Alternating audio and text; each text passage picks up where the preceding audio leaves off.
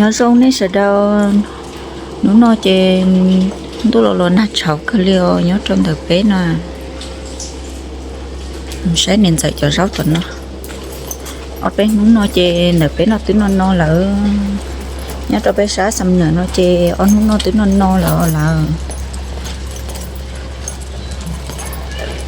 cho nó chơi cũng vô của tôi nên dạy ít cho sáu họ nó xong rồi ô tô cho sáu xong cái liều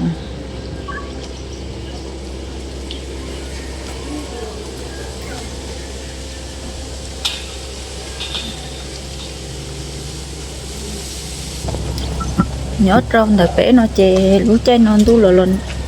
tu nó chè mua nát sầu cái liều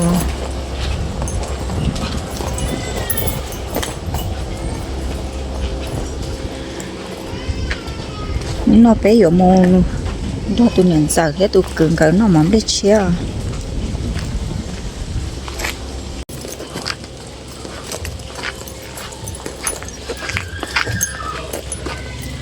sáu nó mà rong xa lên để cá xa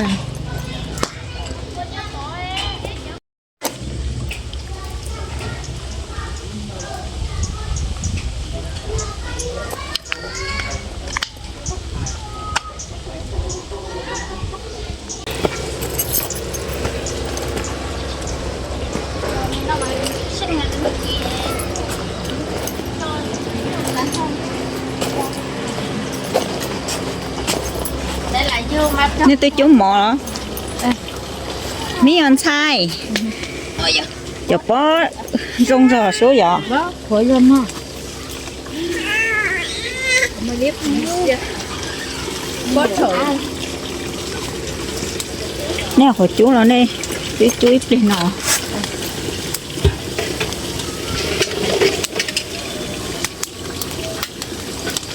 tại khi nó có tôi chú một giờ dám mẹ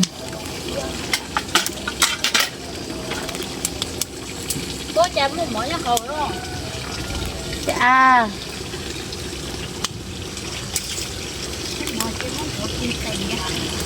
trên giờ tại điện mỗi cái chợ tệ đều là bên rồi là tứ tôm bò là lại đi tìm đâu xe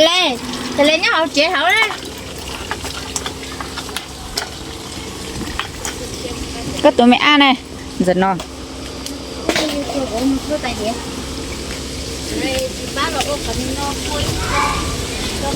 mỗi ở đầy tông cho lò bua kia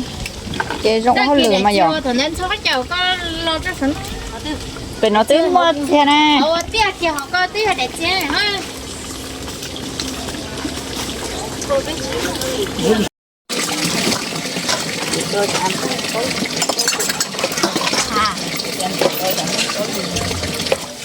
cho nó có lửa nữa chơi còn nóng rồi kia có cái nhà này có tất nhiên nó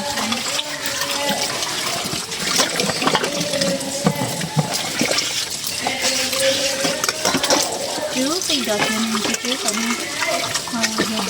cái trời là nó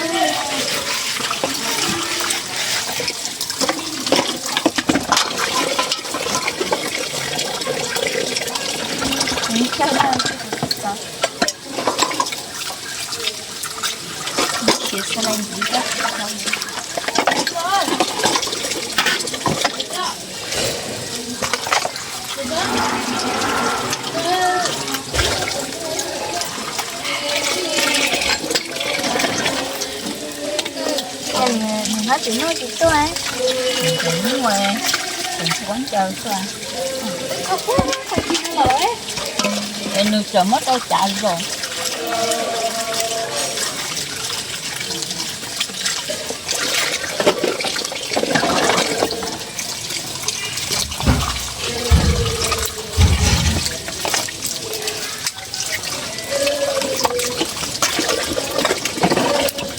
cái nào nên nó xài ta nên mà nó phải nó biết thì tao biết thì nó có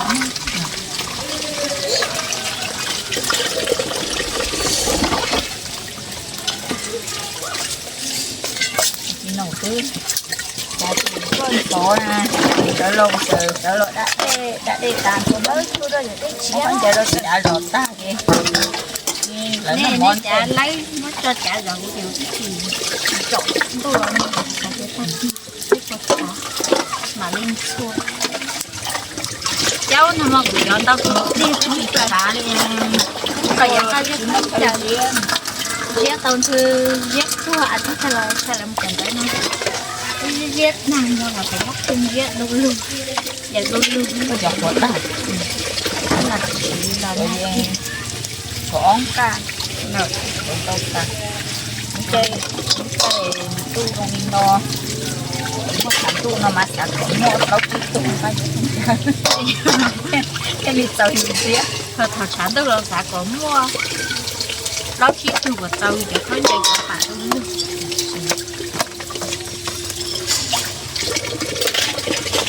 hay là mua quả cầu để mua để ông nói trong rồi để cho nó biết thằng đó nên là này nó vừa con chưa được cho vừa xanh nữa có biết mình để xem mai bây giờ cho thì ăn cái gì à cho dân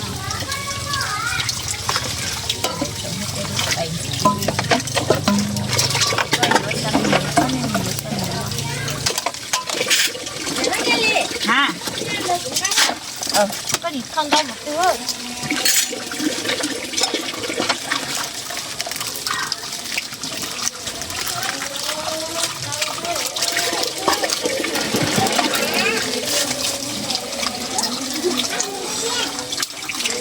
đó là bé sủa anh Tư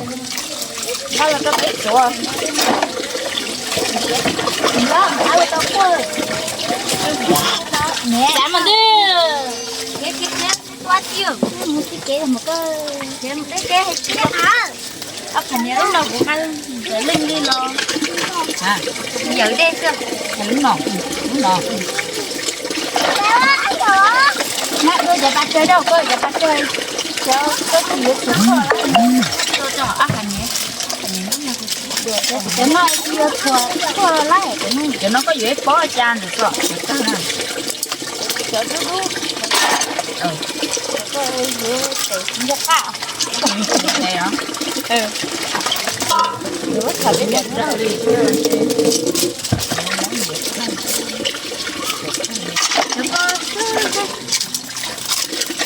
nó dưới nhà cái xoắn nó dưới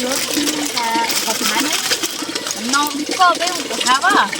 hay à cho dưới xe khoai đừng vào nhà làm khoai đó cái lưỡi bỏ cho mày nhà làm thôi nó vào kí rồi sẽ chả nhớ rồi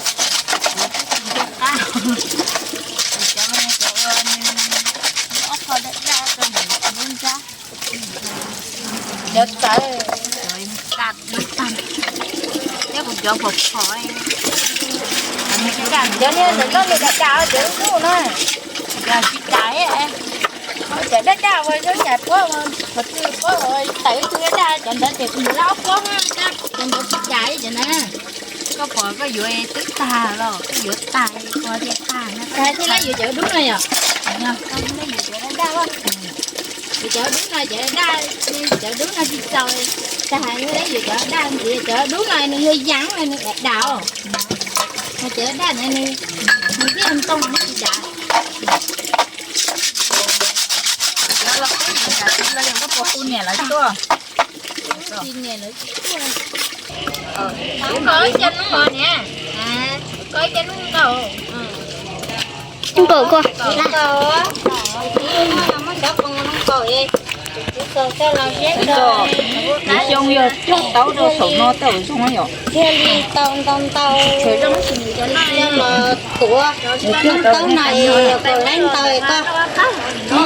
cái nhìn kia nó của thế nha nay là mò đất mò đắt phụ không có gì đó đó thế này nè nó mới xí của khấu nè đợi tại mấy cho nóng rồi nó còn dễ cho nó có rồi nó của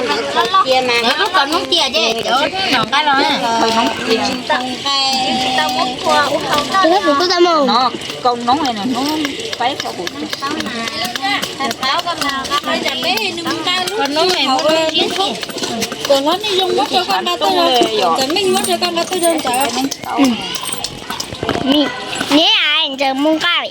Dạ, cho tôi tua á. Đó, nó cho nó đem nè, đây là nó cho lúc. Còn nè Đây trong nè đây đâu đó chị nè đây đâu nè mà đây nó tí nó mua đâu cũng vậy. Đây đâu cho nó đó chỉ là cái gì. nó mà xem Để lên cái lá đen ăn nó đã đó. Đen nó chả. Rồi đen rau nó làm gì cho nó. Nhưng mà chợ đó nó còn đó thay cái cá đi rồi đấy. Muốn ngọt thì chê đi trồng lên lo nó. chị đây cho nó cho cái non chả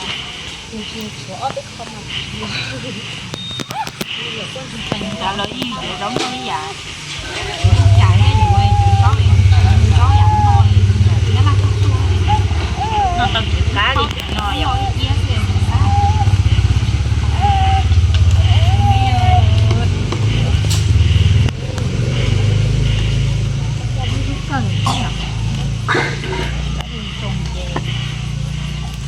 cái đâu rồi đâu nó phải nó đúng nó Tôi nè.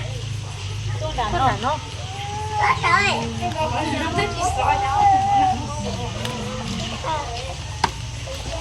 Mình ta lấy cho nó thì chúng mà cho nó chuyện cho nó bé nó lái thuyền tới cho nó.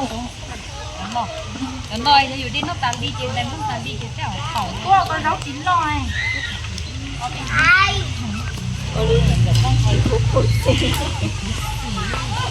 là có chỉ cho tao mua vào nước luôn rau.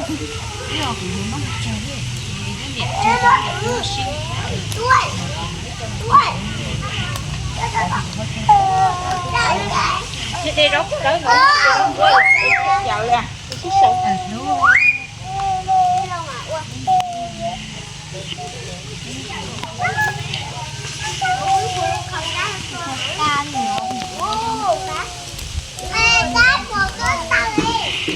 đã có trò tí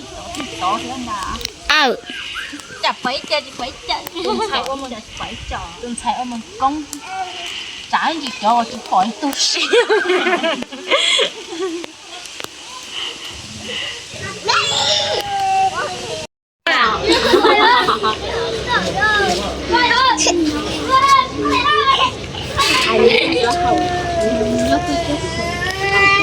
Chị không nó giúp nó ra.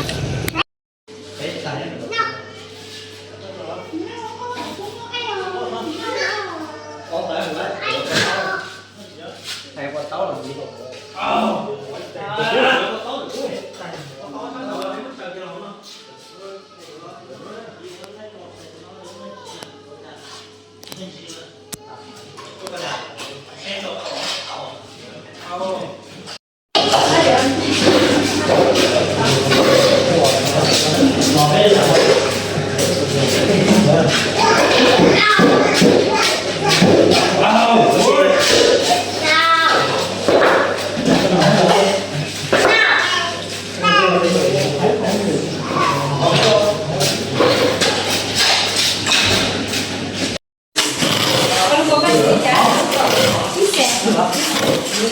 Yeah. Sang đó à. Không hả? Em lại được thâu rồi nào. Tụi em không được. Không, bác được. Một dừng.